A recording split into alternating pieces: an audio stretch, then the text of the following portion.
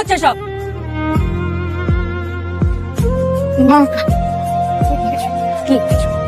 কিছু হয়নি, আমি নিজের চোখে দেখেছি।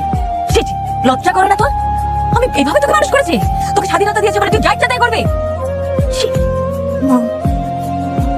প্লিজ একটু বোঝার চেষ্টা করো। কি কি বুঝবো আমি? আমি রুমি ভাইকে ভালোবেসে ফেলেছি মা। একটা চড় মেরে না তাক ফেলে দেবো সব। তুই জানিস তোর বাবা মার সাথে আমাদের কি সম্পর্ক? তোর বাবার ছেলে একবার তো চোখে পড়লো না? আমি তোর বাবাকে বলছি, আমি আর এক মুহূর্তে বাড়ি থাকবো না। আপনাকে বোঝার বাবা না মা। মা এই পরিস্থিতি থেকে শুধুমাত্র তুমি আমাদেরকে বাঁচাতে পারবা। দাদু ভাই, আমার সুইট দাদু ভাই, আমার বিউটিফুল দাদু ভাই, প্লিজ আমাদের হেল্প করো প্লিজ। প্লিজ।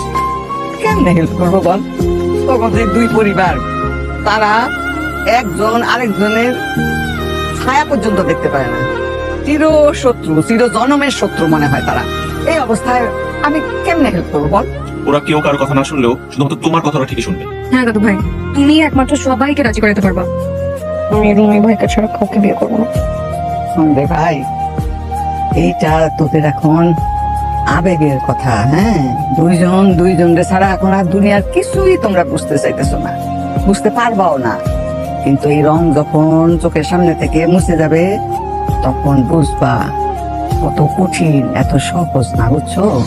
দাদু ভাই আমরা পারবো। আমরা পারবো, আমরা সব মানায় নিতে পারবো। আমার শেষ এবং একটা কথা, আমি এই মুহূর্তে প্রতিজ্ঞা করতেছি যে তোমরা যদি এই বিয়েতে রাজি না হও, তাহলে এখন থেকে আমি আমার দানা পানি খাওয়া সব বন্ধ করলাম।